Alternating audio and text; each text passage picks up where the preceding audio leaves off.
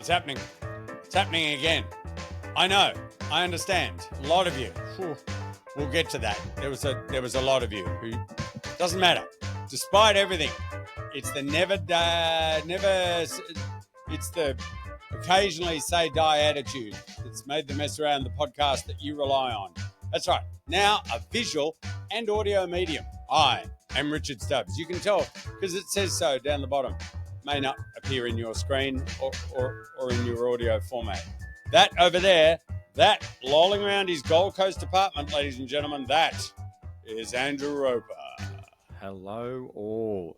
Do you know what I've just realised is that now there's vision. I don't. I can't psych myself up by dancing vigorously to the theme song as it comes in. What? As you know, because every week, I'm getting into the groove. I'm shadow boxing and I'm side to side. Really? Yes, and the music kicks in and I start my body. I thought you okay. All right. Surely I'm not the only one. I actually thought you were going to say you were going to say the opposite. I thought you were going to say that you normally sit there with dead eyes, thinking about your life choices and how they brought you to this awful moment. No, and then you have to come alive and you've realised, no, I've got to be in the scene. Yeah. I'm in the scene even without lines. I've got to be in the scene. I've got to give him something to react on. I've got to give to the scene partner. I can't. Acting. Yeah. No. That's what I'm telling you. The questioning my life is usually afterwards. Right. It's usually after the podcast. It's all for me. Okay. That's time you're not getting back. Yeah. I mean, I think that's fair for all of us. I mean, because I just want to say to the listeners who often get to the end of this podcast and go, what did I just listen to? What did I just do? How do you think it feels when you're the one doing the podcast? Like how do you think that existential dread just weighs on us when we've done? Well, particularly because I, like you, am a husk. At the end of this podcast. I'm a husk. I've given everything. I'm drained. I'm an empty vessel. There's nothing left. And the sum of all my parts has poured itself in a creative sense into this vessel. And it's just a bit of sediment down the bottom of the glass. That's the total. That's all we've created. Anyway, look, here's another one. What? This is episode 269 for those playing along at home. Yes. 269, now visual. Yes. Exciting. 2 in the new world. Yeah, 2. Who would have thought after the first one that it would be a second one? Who would have thought? Can you do me a favour? Have you got an enormous piece of hair covering the front of your face? Yeah, is that annoying you? Is that what that is? Sorry. Oh, it's so annoying me. Okay, I'll tuck it back. I think I speak for everyone with a visual medium. There were various going. Comments. How would you not notice that was right in the middle of your face? How could you not notice that? It wasn't affecting my vision. It's like my hair is getting a bit long. How could it not? It is getting long. It needs a bit of work. It has. I haven't had it cut. Have you considered the little Viking mini plaits left and right? Yeah, I could do that. You could if you want. Because clearly they had a bit of an issue with the bangs getting in. Do that. That's. What am I looking at? Good. Don't do that. Yeah. All right, now we've gone to No, nothing does. Actually, there was listener comment to say it was great having it visual, but can Andrew do something about his hair? Which I don't think that was necessary. I didn't preach. I wasn't. I don't ask you to do anything about your hair other than could you not look like a poor man's cousin Nick? Can you get your hair off your face?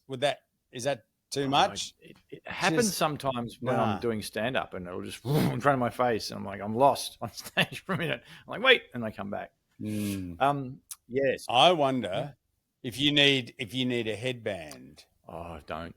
And I don't see a terry toweling one from the 80s. I don't think that'd work.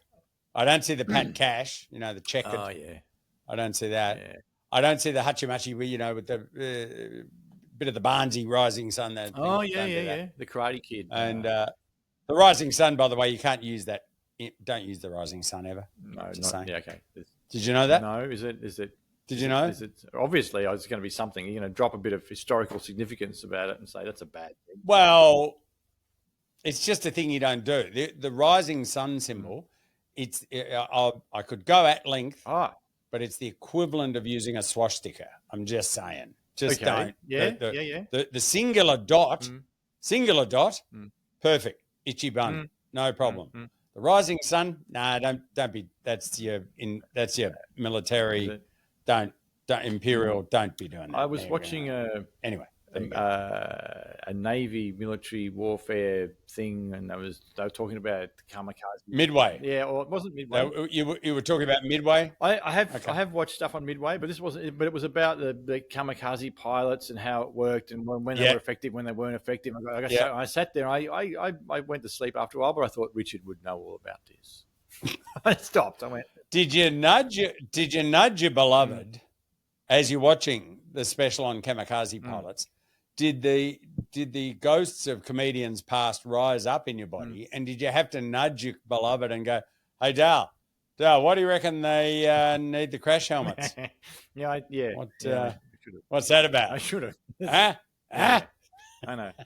How could you? I couldn't. Surely that's the only thing you can say when that's on. That's the it was. That's the Jerry Seinfeld joke about skydiving, which was. What's the helmet for in skydiving? At this point, the helmet is wearing you for protection. There you go. Hey? Yeah. There you go. But that was a bit of fun. I acknowledged it and who it was. But anyway. But yes, after the earth-shattering debut, I'm calling it last week. Earth-shattering. Oh, okay. Video. Yes. Yes. There was many a comment, and yes, there was about my hair. It was no good. Someone else about what we were wearing. Could you have put any more effort in, fellas? It's like, I'll put a bit of a nicer shirt on. Well, to be fair, I think two things. First of all, if you start low, then you can hit that every time. That's what I always told the kids. Aim low, hit what you aim at. That's so I think that's a real thing. Also, we got yes. That's right. As my dad used to say constantly, it's like United buggy whips as a stock. It can only go up. And mind you, he was terrible at shares and stock. So maybe that wasn't comedy now I think about it. Okay. But it's not this program. We got lots of comments. Brian Piper said, I was in my car outside the doctor's, presumably when he turned this on. Oh, yeah. He doesn't say if it helped. He doesn't say, I mean, I hope you're feeling better, Brian. It's Vinny B. Durago. Oh, Vinny, this won't be good. Yike, I got a fright. Is that what you both look like in real life? Mill Clayton, straight off the turnbuckle. No, not usually. They dressed up for this occasion. Okay, thanks, Mill. That's Mill made a couple of comments. And it really helped. Instagram as well, yes. She's all over Facebook like a rash. She spent a good half a day on social media just running in from the bowler's end. Yeah, and she goes to various platforms. She doesn't just hit you on one, she hits you on another one. Yeah, that's what I mean. Bang, bang, no, she's got a huge flow chart. Yeah, it's everywhere. Fair enough. I want to run something by you. Just speaking of this, it can, I think for everyone, it can be confronting. When the way you see yourself is suddenly you get a sense of how others see you. And the two realities don't line up. You know what I'm saying. I'm living it. But I think that's true for everyone, right? That's, and there's been a little bit of that experience. There shouldn't be. We put our heads on the image of the podcast. We've got that out there early. But still, there was a lot of jeepers. Yeah, there was a bit of that. A lot of that. I didn't. Well, I just. But before we go on with your image, Josiah said we were ugly. I didn't appreciate that. Wow. Can I just point out a couple of things here? Hang on. Whoa. Josiah, I happen to know you're from a generation that weeps openly if someone mocks them for anything. Yes. And as far as I understand, Josiah, your generation frowns on shaming and you frown on judging. So all I can say is you're a traitor. You're a traitor to your demographic. If you're going to start throwing shade of that level, you need to just sit around with old boomers. That's what you need to do. You pointy-head, noodle-armed dweeb. I'll find a picture of Josiah and I'll bring it up next week. Then we'll see. But, yeah, that's right. I'll put it over the mantelpiece. It'll keep the kids away from the fire. Right. But I will. I got a lot of those, Josiah, just right here coming out. And I just want to quickly add. I think it was Kate Spell. Kate said, "Oh my giddy aunt, nice to see you." There you go. Nice job. And then Kate, you're lovely. Thank you. Impressed with your skills. Good to see. I went, there's two things that have never been said about this podcast. Impressed with your skills. Certainly by a woman. Yep. To you. Yep. No one's... That's not been said. So, anyway, so in that great context, Jennifer Whitehead is just a tumbling avalanche of emotion. She's like a cartoon avalanche, you know, when it's all just there's a head, there's a foot, there's a fist. What's going on with that going downhill? Jennifer Whitehead goes, great and weird seeing you guys. The rubbish has been picked up. You remember she was just dobbing in. Yes. Randomly, she just wanted to humble brag about getting her neighbour in trouble about the rubbish. Thanks for my award. I'm chuffed.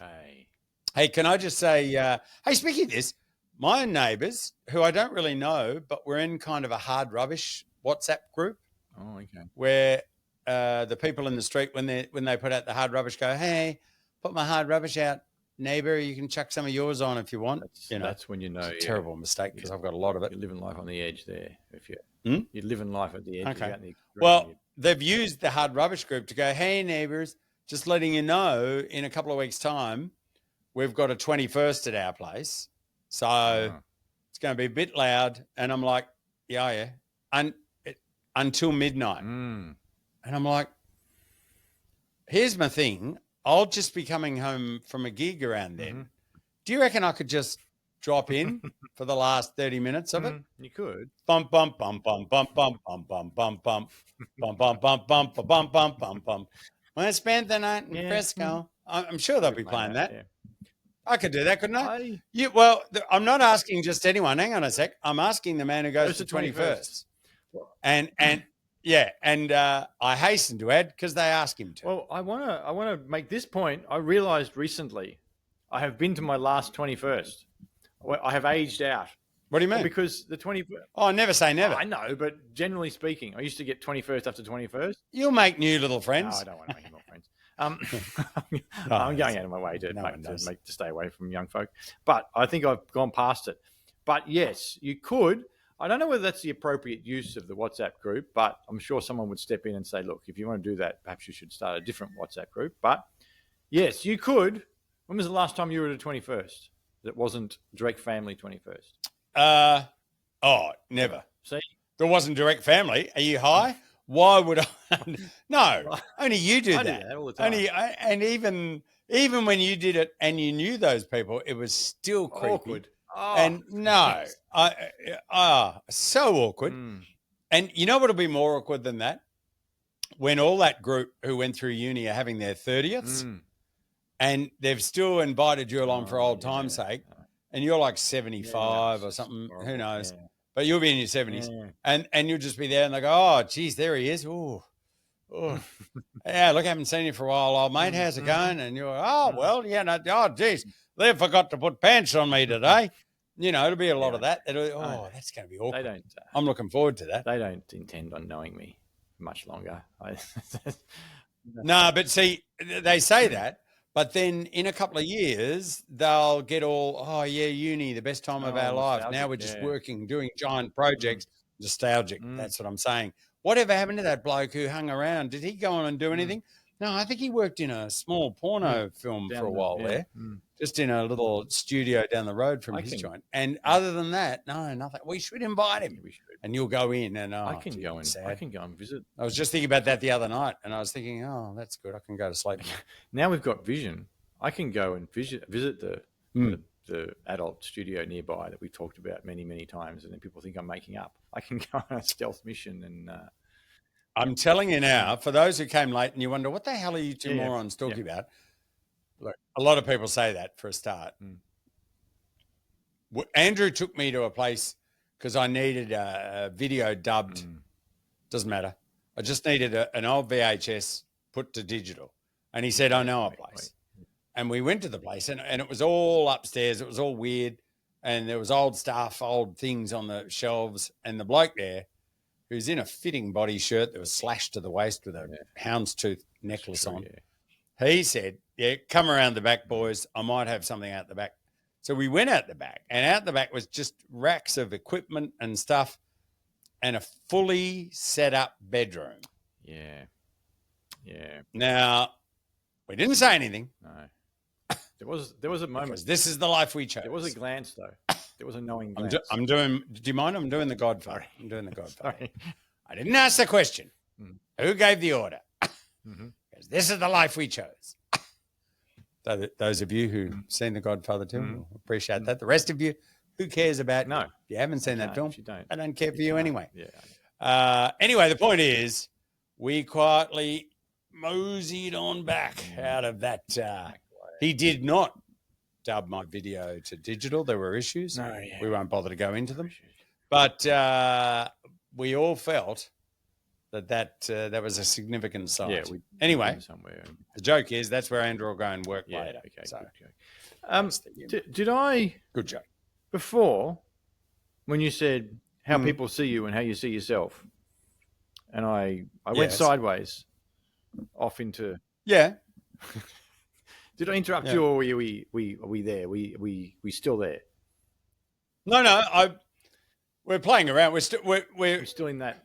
We're at the doorway. Sort of, we're just at the doorway. We haven't stepped through yet. I feel it's just you and I bickering who's going to ring the bell, or should we knock? Because it's just I don't know where you're Let's going. go through now. I had one of those moments. Yeah, is what I'm trying. This whole I had one of those moments. The whole thing. Yeah. Well, not so much me, because I didn't watch it. Oh. But also because I'm just like, well, I'm fine. And then I had a nasty incident that brought it all home to me. I was sitting on the couch with my beloved, mug of tea, and we were watching a heartwarming news story about a private school, a boys' school. Actually, it's probably a co-ed school now. Co-ed school that's introduced ballet for boys. And they're all. This is great, and look at them. They're all the boys are learning ballet, and they're accepted, and isn't it going great? And I said, "Geez, Dale, I just wonder if that had been around in my day, what a different path my life could have taken." And she just spat her tea. Yeah. And I'd done a bit of a swan gesture. I'd done a bit of you could see that there was artistry in my movement.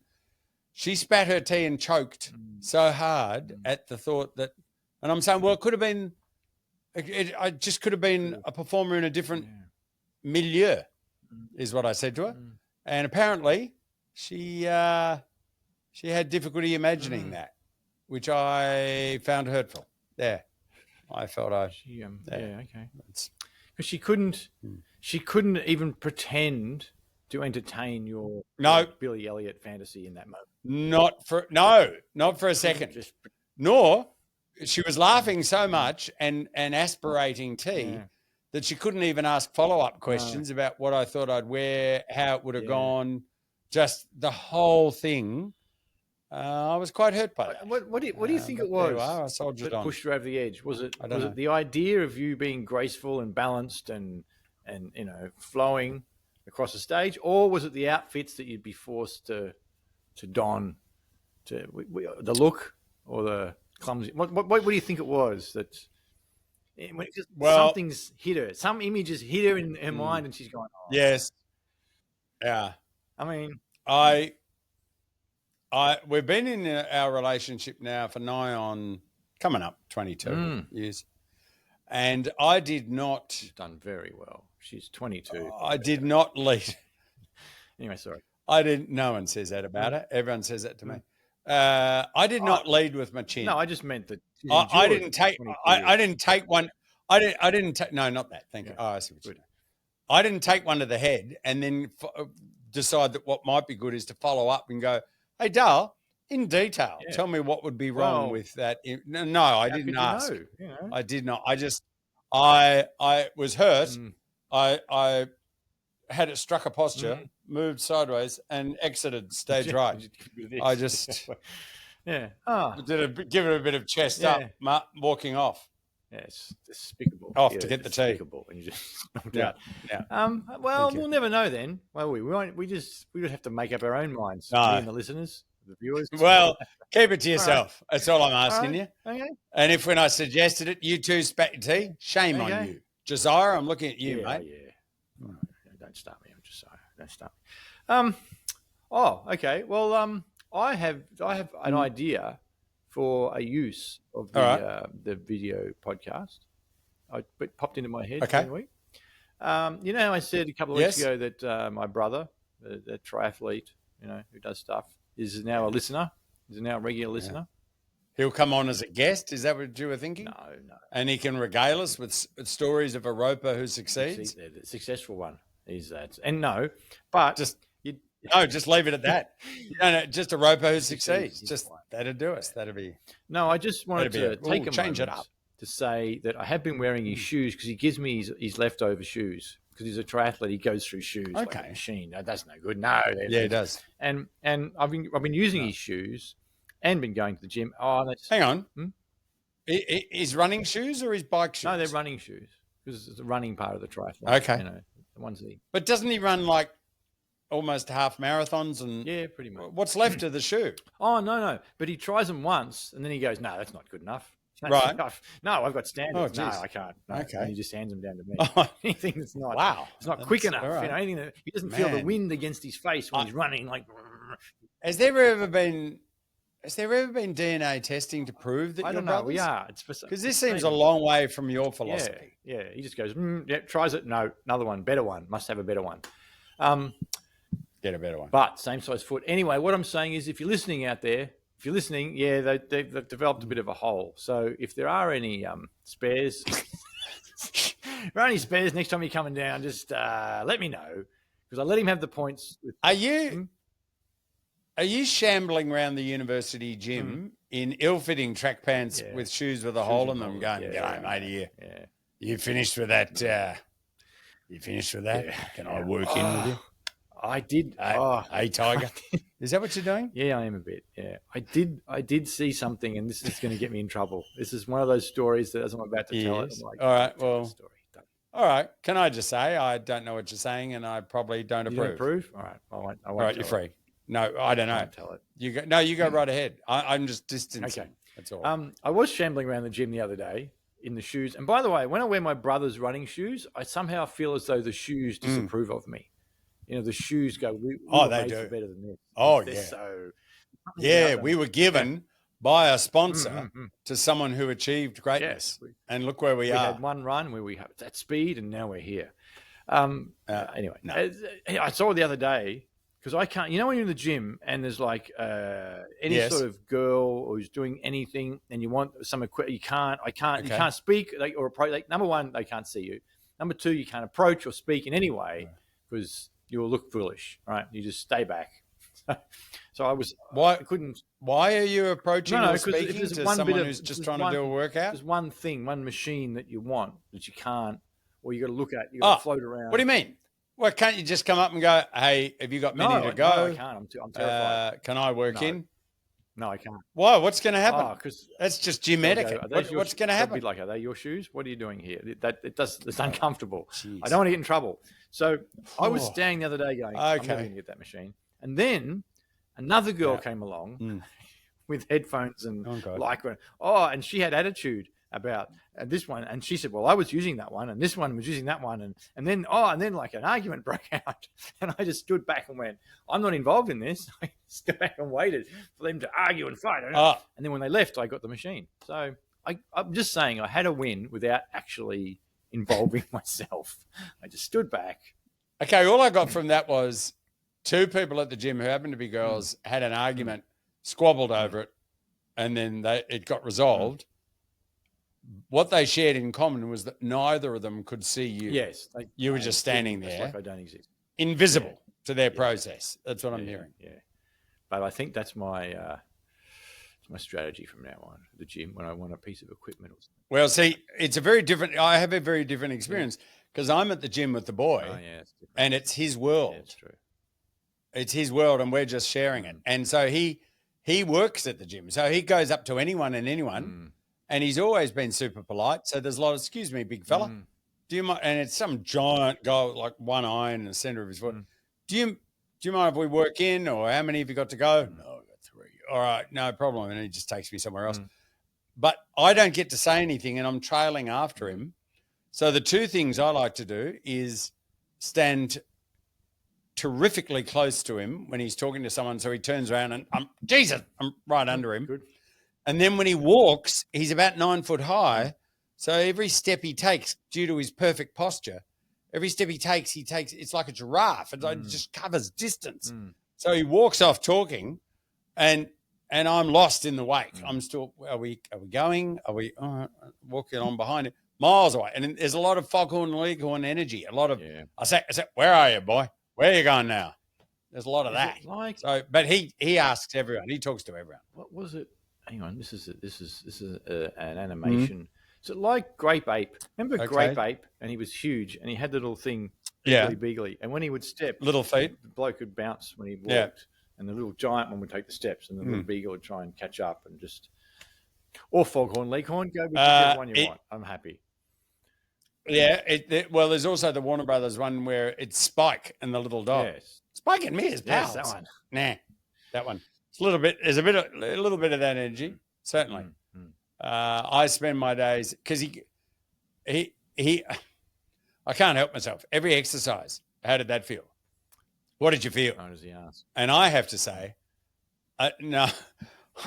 I have to say a darkness, a blank ennui, an existential crisis. What is the point of anything? And he goes, yeah, I meant with the tricep extension. Did it hurt your elbow? But sure. It's just standard stuff. The question and answer thing, I'm not good, but my glasses, I don't think my glasses are right. I was driving to a gig the other night. I'm like, I don't think at night they're not. And I have a nasty feeling that it's my fault. Okay. So you got glasses, you'll understand. Folk out there have glasses, they'll understand. I am not 100% sure that I chose the right one between 1 and 2. Oh, yeah. So when I'm at the optometrist, for those who've never had glasses, it is the most stressful thing because you sit in a chair, no, lean forward right in it.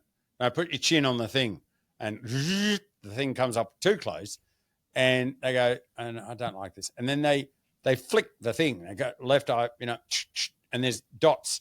Is which one's sharper? Number 1 and number 2.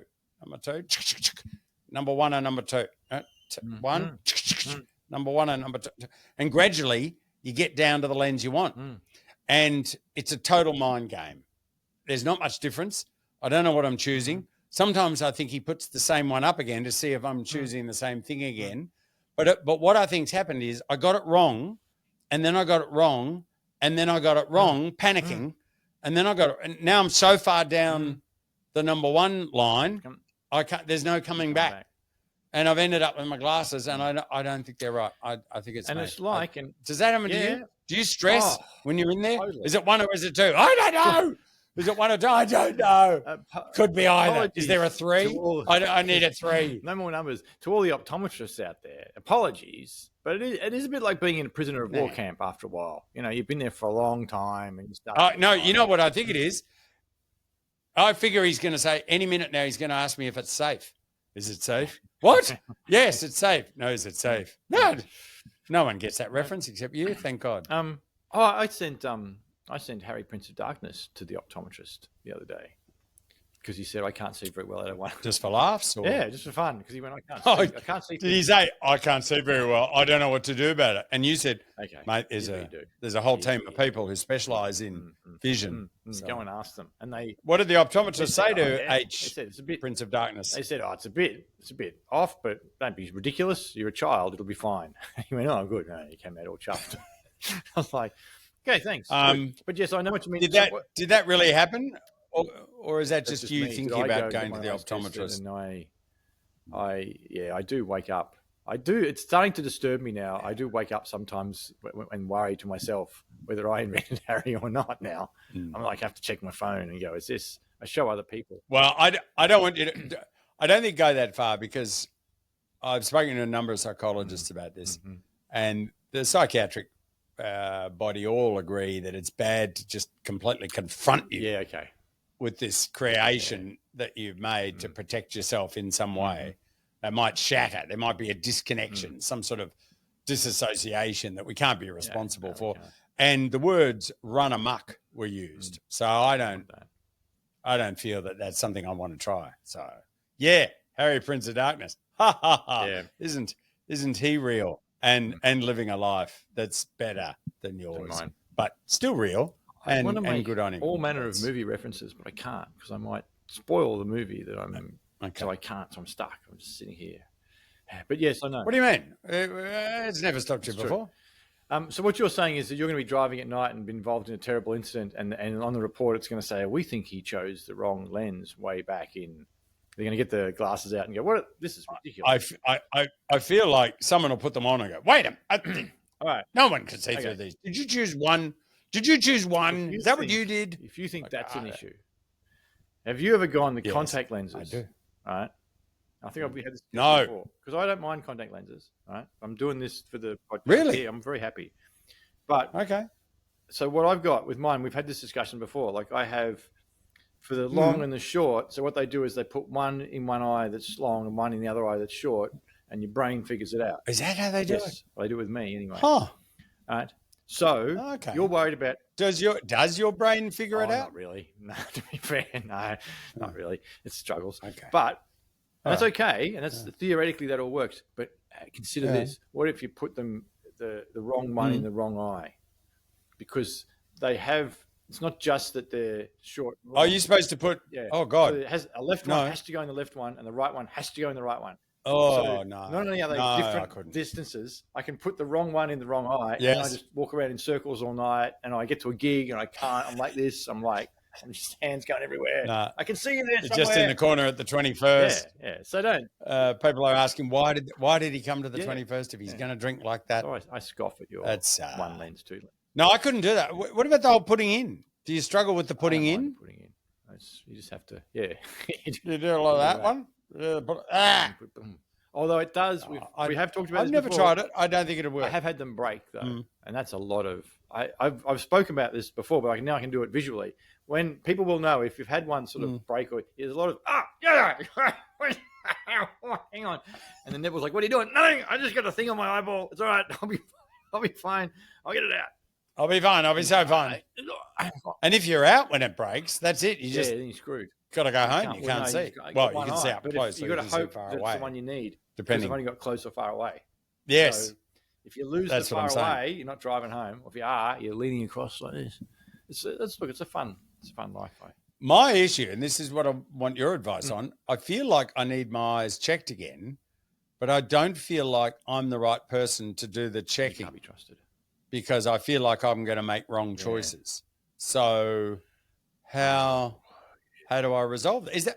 Do you think optometrists have some sort of secret optometrist's method, some secret optometrist code where they go 1, 2? Oh, geez, we got one of these. All right. 2 or 1?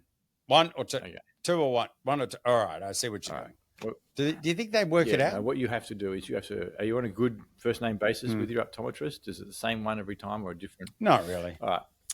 No, same one every time, but I'm still not on a first name basis because I'm not as nice as my beloved. She'd know everything about them. Maybe they'd be they would have shared moments. All right. I just go in, my eyes. Right, okay. So here's what you have to do.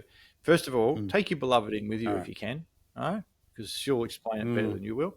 Take her in and say to the optometrist, it's like being in a courtroom. You have to treat him like a hostile witness. All right? Don't believe anything he says. In fact, look at it and go, no, I don't think. Is it 1 or 2? 2. I don't think so. I think it's 1. No. I mean, if you have to move them. Objection! Yeah, sorry. No. And then give him what you think.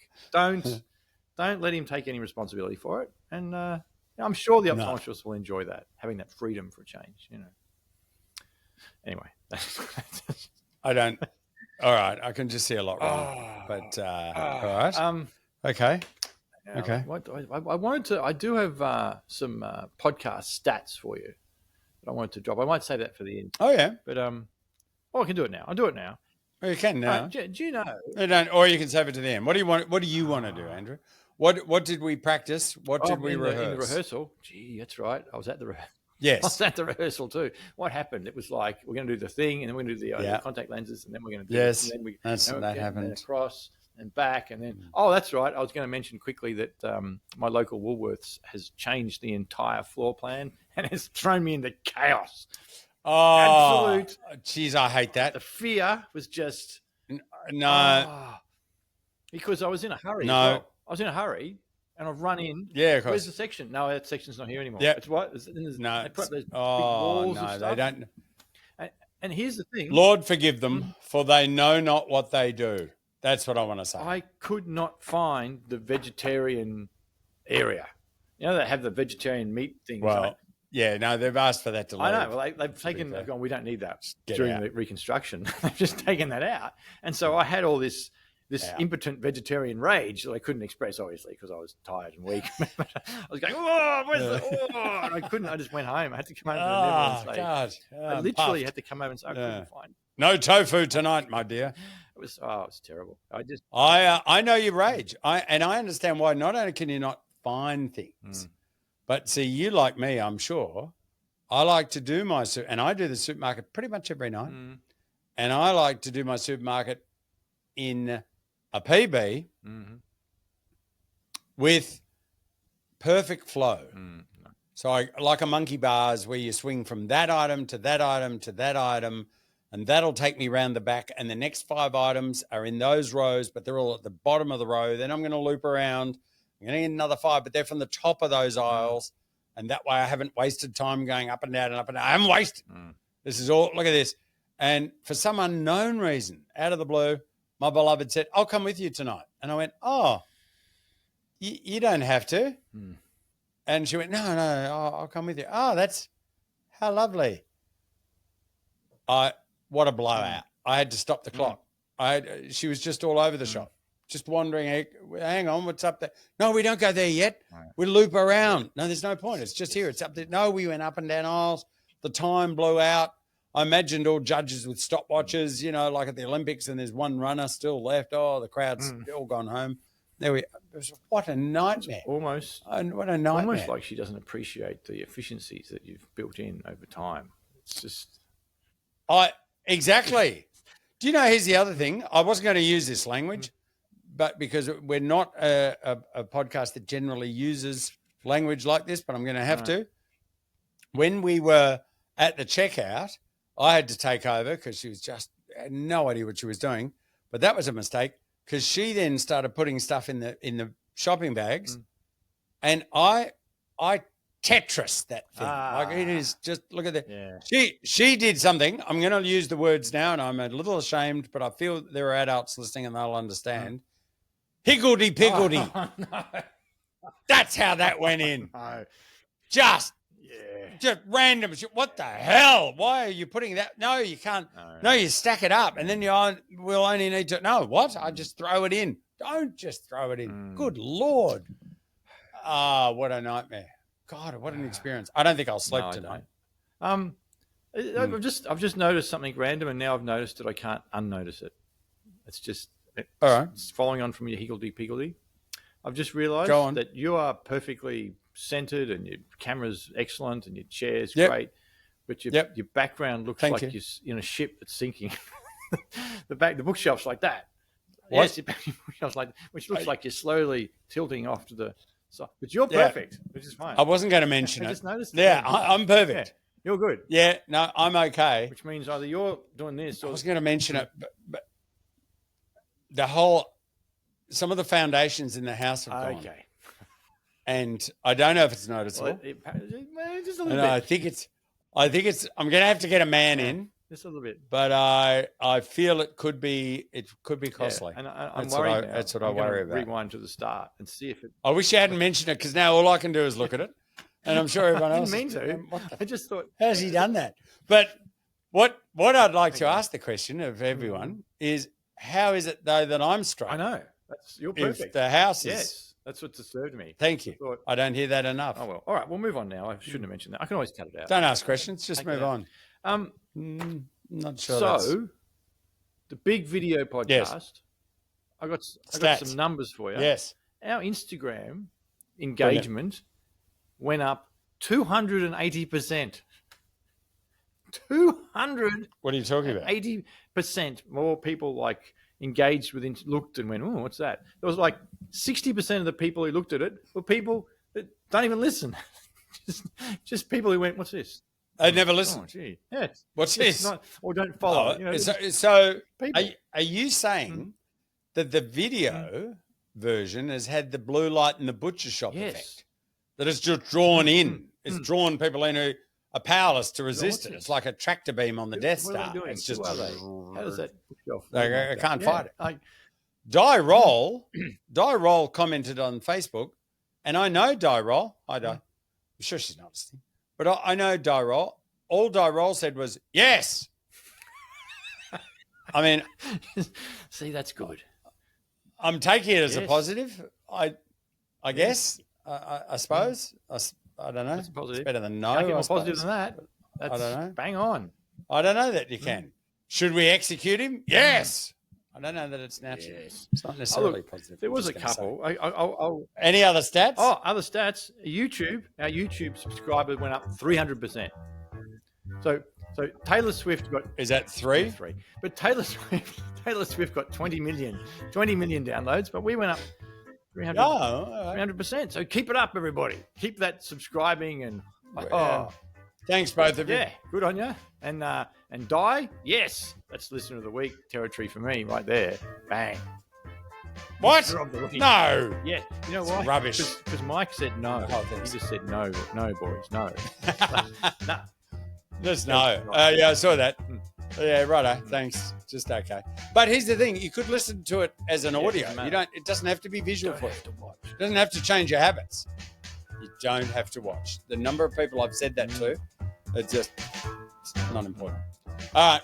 You know what? That'll do. You've done what you can. That hair's come back over your face. My background's tilted like I'm on the Titanic. That's time you're not going to get back. That's what that is.